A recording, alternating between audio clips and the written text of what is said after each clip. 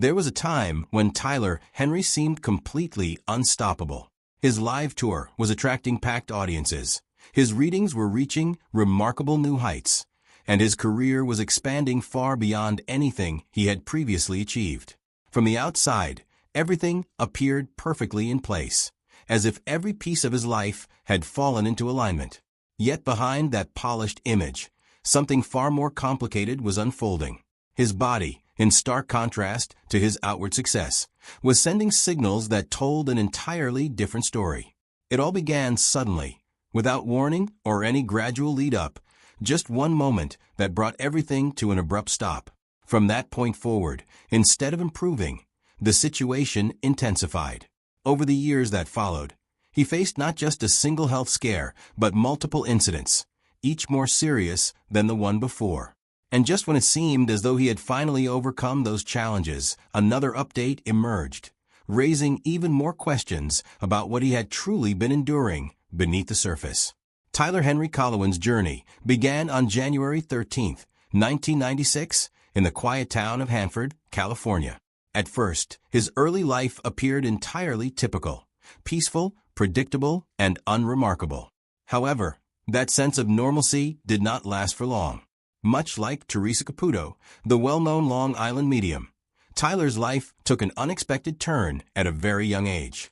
Around the age of 10, he experienced something that would go on to define the course of his life. One night, he woke up with an overwhelming and sudden feeling that something was terribly wrong, specifically that his grandmother was about to pass away. This was not just a fleeting thought. It felt urgent, real, and strangely familiar, almost as if he were recalling a memory rather than predicting a future event.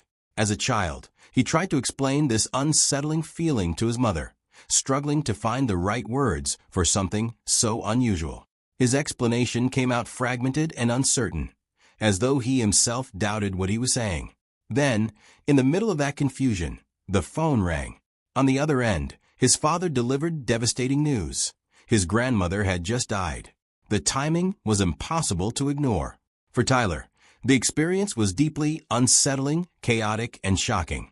That night became his first real encounter with a reality he did not yet understand, a moment that made it clear his life would not follow a conventional path. Even years later, he would describe the experience as feeling more like remembering than predicting. At just 10 years old, he did not have the vocabulary to explain what had happened. Words like premonition or clairvoyance were unfamiliar to him. All he knew was that something within him operated differently from others. It would take years before he could begin to process that moment, and even now, he admits that he does not fully understand it. As he grew older, his family largely supported him as he tried to make sense of his abilities. Still, as is often the case with anything involving the supernatural, skepticism was present, especially from his father, David Coelen. Initially, David found it difficult to accept the idea that his son could communicate with the dead. That skepticism began to fade after a particularly powerful reading in which Tyler used an old yearbook to reveal details that were far too specific to dismiss. That moment marked a turning point, where doubt gradually transformed into belief. Although he remained out of the public spotlight, David became one of Tyler's strongest supporters.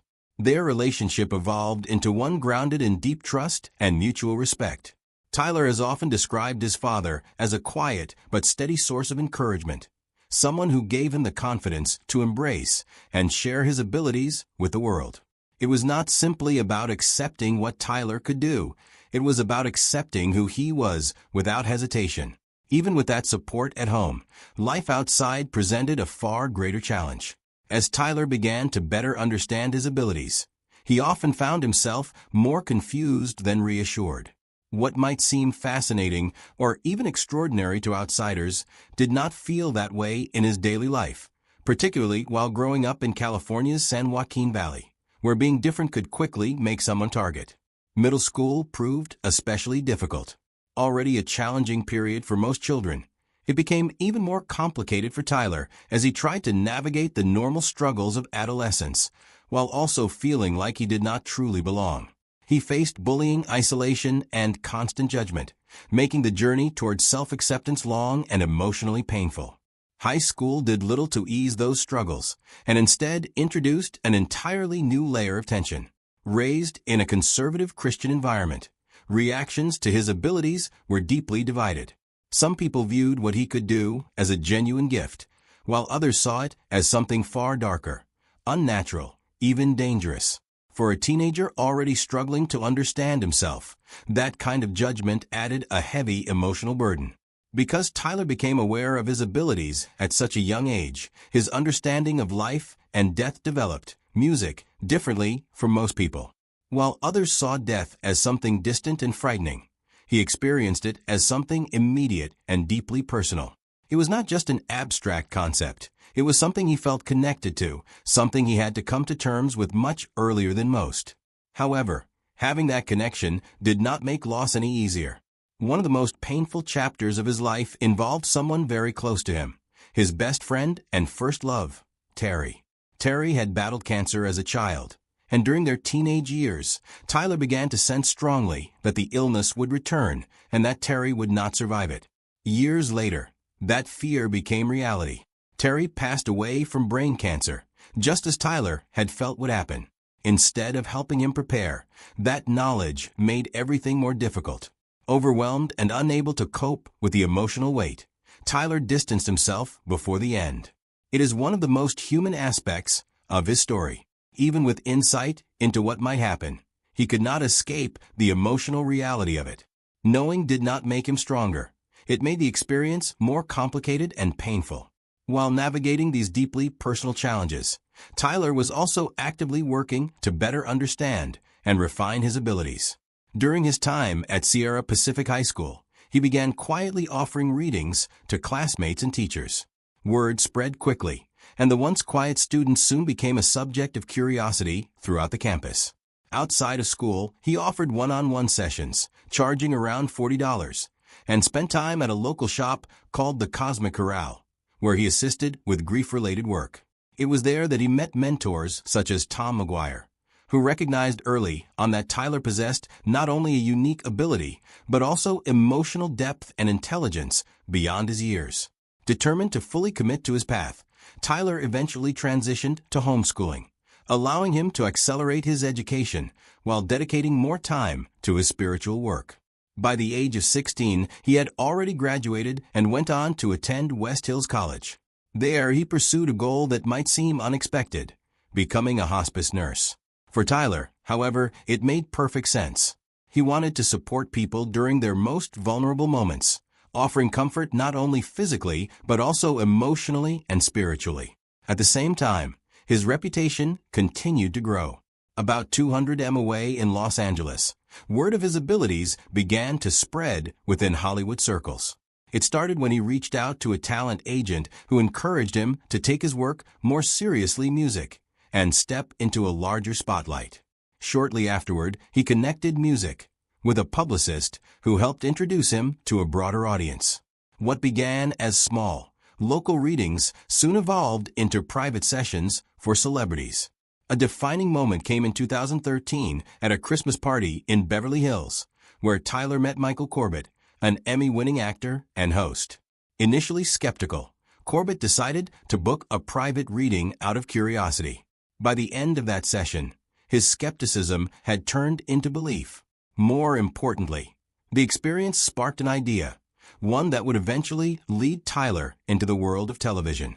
Around that same time, Tyler faced a life-threatening situation that forced him to confront mortality in a very different way. In 2014, he suffered a stroke caused by a brain cyst he had unknowingly carried since birth. He was rushed to the hospital, where doctors warned him to remain completely still, as even the slightest movement could prove fatal. For someone who had spent years exploring the concept of death, this experience was entirely different. It was immediate, real, and terrifying. He later reflected that facing death in that moment felt far from spiritual. It was physical, painful, and overwhelming. After undergoing brain surgery, he recovered, but the experience left him with a deeper understanding of how fragile life truly is. Not long after, his career reached a significant milestone. In 2015, he appeared on Keeping Up with the Kardashians, delivering a reading that connected the family with their late father, Robert Kardashian Sr. The moment resonated deeply with viewers and introduced Tyler to a massive audience.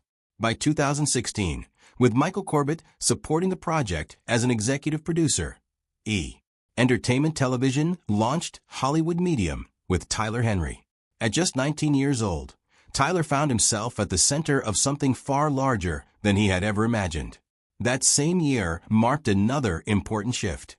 While the show focused on fast-paced, emotional readings, Tyler chose to slow things down by releasing his memoir, Between Two Worlds: Lessons from the Other Side. The book provided a more intimate look into his life, explaining how his abilities worked and exploring the deeper meaning people can find in loss. At its core, it emphasized connection, not only with those who have passed on, but also with those left behind searching for understanding.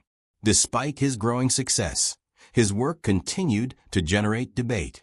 One particularly notable reading involved actor Corey Feldman, where Tyler claimed to connect him with his late friend Corey Haim. The message encouraged Feldman to speak openly about childhood abuse, leaving him visibly shaken. While Feldman felt a sense of closure, Haim's mother, Judy, strongly rejected the reading, arguing that it misrepresented her son. The moment highlighted the ongoing tension surrounding Tyler's work, balancing emotional comfort with public controversy. Critics have long argued that his abilities may not be supernatural at all, suggesting instead that they are rooted in preparation, research, and techniques such as cold reading. Others point to editing, personality, and presentation as factors shaping how his readings are perceived. Yet even among skeptics, there is acknowledgement of the emotional impact of his work. People cry, heal, and walk away feeling lighter. Through all of this, Tyler has remained open to skepticism, even welcoming it. Behind the scenes, his team insists that he has no prior knowledge of the individuals he reads. Scientific exploration has also added another layer to the discussion. A brain scan conducted by Dr. Drew Pinsky revealed unusual activity resembling a dreamlike state, though it did not provide definitive proof of psychic ability. Regardless of interpretation, Tyler himself has admitted that the work is exhausting, physically, emotionally, and mentally, as he absorbs the grief and emotions of those he reads. By 2019, Tyler expanded his reach with a live tour titled Life Lessons I've Learned from the Departed.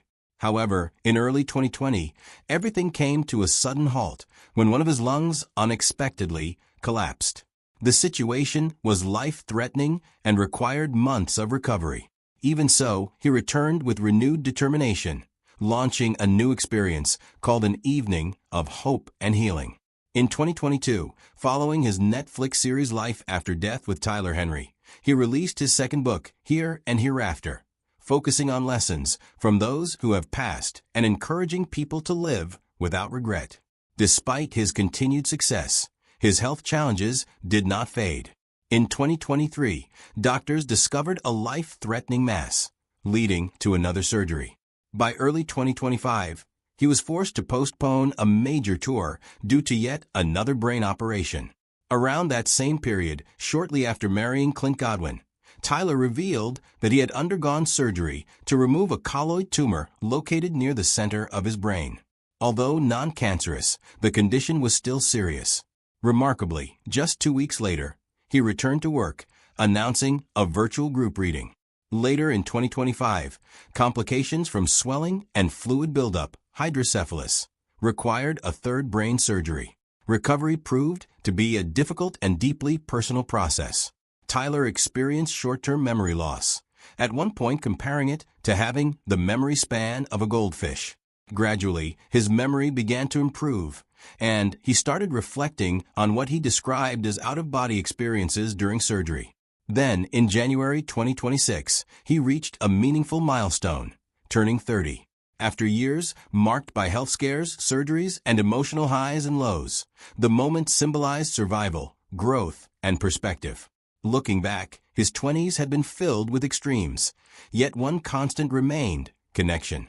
With deep gratitude for those who supported him, Tyler stepped into his 30s with optimism, appreciating not only what lies ahead, but also the simple reality that he is still here to experience it.